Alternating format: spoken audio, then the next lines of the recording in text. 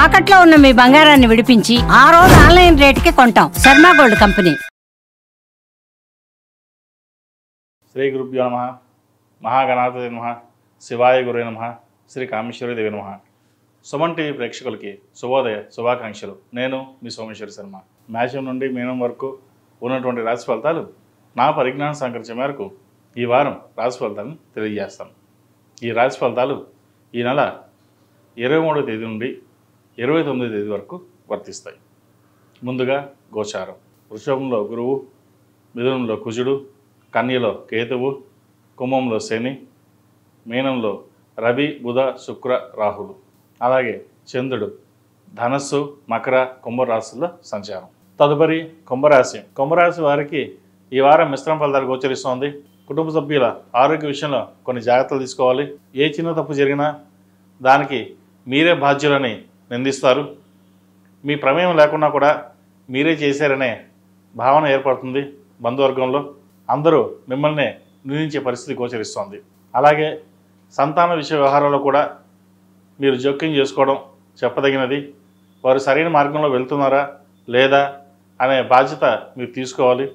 ఎందుకంటే వక్ర మార్గంలో వెళ్ళే సూచన కనిపిస్తోంది. ధనం వ్యయం విషయంలో అధికంగా ఉంటుంది. రూపాయి ఖర్చు అవుతున్న చోట 10 రూపాయలు ఖర్చు అవుతుంది. అది ఎందుకు ఎలాగో కూడా చెప్పలేం.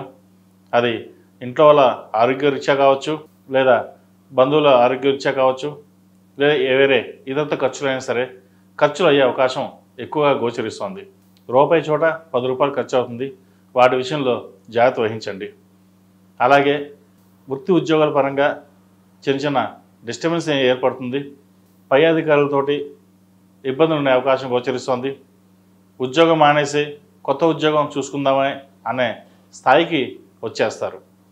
అయితే ప్రస్తుతం ఉన్న పరిస్థితుల్లో ఉద్యోగం మారకుండా ఉండడం, ఉన్న చోట చేసుకోవడం చెప్పదగిన సూచన. వ్యాపారం అంతంత మాత్రంగా ఉంటుంది. అయితే వ్యాపార అభివృద్ధి బాగున్నా కూడా, లాభాలు బాగున్నా కూడా కొంత భాగస్వాములు కావచ్చు, స్నేహితులు కావచ్చు, నష్టం వచ్చే అవకాశం గోచరిస్తోంది. కాబట్టి వాటి విషయంలో జాగ్రత్తలు తీసుకోండి. అందరినీ నమ్మి మోసపోవద్దు. డాక్యుమెంట్ విషయంలో, సంతకాల విషయంలో కొన్ని జాగ్రత్తగా ఉండాలి. స్థిరాస్తుల విషయంలో కొన్ని జాగ్రత్తలు తీసుకోవాలి. మీ ప్రమేయం లేకుండానే సంతకాలు పెట్టించుకునే అవకాశం కూడా గోచరిస్తోంది. అలాగే ఏదైనా వ్యాపారం ప్రారంభించాలనుకున్నప్పుడు ఉన్న వ్యాపారం చూసుకోవడం చెప్పదగిన సూచన. ఎందుకంటే దాంట్లోనే మీకు బాగుంటుంది. కొత్తగా ప్రారంభించాలన్న వ్యాపారాన్ని పక్కన పెట్టడం ప్రస్తుతానికి మంచిది. విదేశీ వ్యవహారాలకు సంబంధించి సానుకూలపడతాయి. విదేశాలకు వెళ్ళి చదువుకోవాలనుకునే వారికి, ఉద్యోగం చేయాలనుకునే వారికి కాలం అనుకూలంగా ఉంది. వీసాకు సంబంధించి ఎటువంటి ఇబ్బందులు ఉండవు. ప్రయత్నాలు ప్రారంభించవచ్చు. కుటుంబ సభ్యులతో కలిసి ఆనందంగా గడుపుతారు. వివాహాది శుభకార్యాల విషయంలో మీ వంతు సహాయ సహకారాలు చేస్తారు. కుటుంబంలోని ఒకరికి వివాహపరంగా ఆర్థిక సాయం చేస్తారు. అది మీకు నచ్చకపోయినా మన బాధ్యత చేయాలనే బాధ్యతతోటి ముందుకు వెళ్తారు. అది అందరినీ ఆశ్చర్యపరుస్తుంది. మీరు ఎవరికి ఏమి చేయరే, అసలు ఇలా ఎందుకు చేశారే అనే ఆలోచన కూడా చేస్తారు. మీరు అవన్నీ ఏమీ పట్టించుకోకుండా ఒక ఆడపిల్ల జీవితం బాగుండాలి, వారికి మనం సహాయం చేయాలి, మనం ఎప్పుడు ఏది చేయలేదు, కనీసం ఇటువంటి విషయంలో సరే మన సహాయం చేయాలని ముందుకు వెళ్తారు. అది మంచి సమయం, అది మంచి తరుణం అని కూడా చెప్పవచ్చు. అలాగే వీరికి ఏలినాటి శని నడుస్తుంది. శని మీన రాశిలోకి ప్రవేశిస్తున్నారు. కాబట్టి కుటుంబ పరంగా చిక్కులు ఉండే అవకాశం ఉంది. ఆరోగ్యపరంగా ఇబ్బందులు ఉండే అవకాశం గోచరిస్తోంది.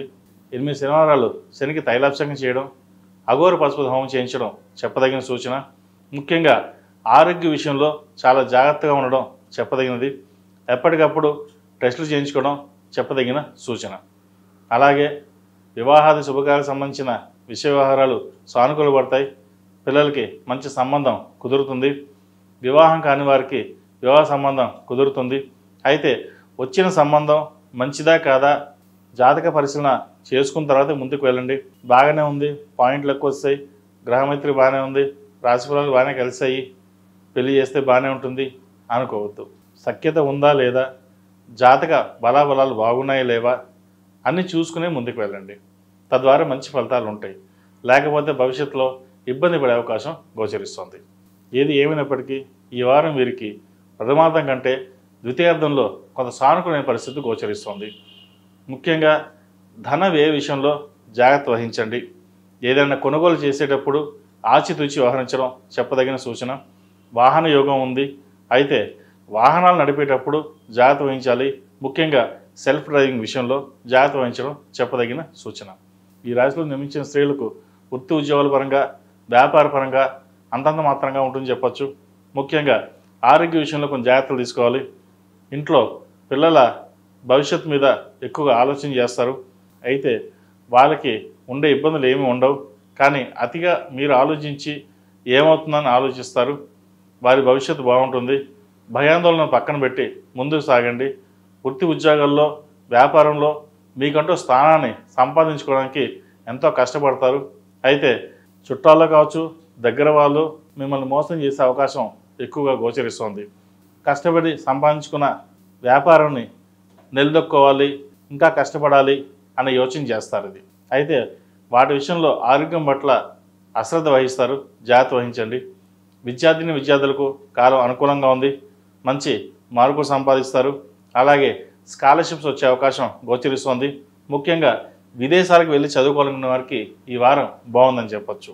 వైద్య వృత్తిలో ఉన్నవారికి, చార్టెడ్ అకౌంట్స్కి, సాఫ్ట్వేర్ ఇంజనీర్స్కి కాలం అనుకూలంగా ఉంది. అలాగే వ్యాపారస్తులకు, పౌల్ట్రీ రంగానికి, రియల్ ఎస్టేట్ రంగంలో ఉన్నవారికి, స్ట్రీట్ ఫుడ్స్ వీళ్ళకి, ముఖ్యంగా ఫ్యాషన్ డిజైనింగ్, అలాగే కాస్మెటిక్స్ ఈ రంగంలో ఉన్నవారికి వీరికి బాగుందని చెప్పవచ్చు. ఈ రాశిలో జన్మించిన వారికి కలిసి వచ్చే సంఖ్య 3, కలిసి వచ్చే రంగు తెలుపు. ఏదైనా పని మీద బయటికి వెళ్ళేటప్పుడు శుక్రవారం, శనివారం వెళ్ళండి, మంచి ఫలితాలు సంప్రాప్తిస్తాయి. ప్రతిరోజు ప్రతినిత్యం ఓం నమో నారాయణ వృత్తులతో దీపారాధన చేయండి. అలాగే శుక్రవారం నాడు, శనివారం నాడు అరటినారు వృత్తులతో దీపారాధన చేయడం, సాయంత్రం పూట నిమ్మకాయ డొప్పల్లో నువ్వుల నూనె పోసి దీపారాధన చేయండి, మంచి ఫలితాలు ఉంటాయి.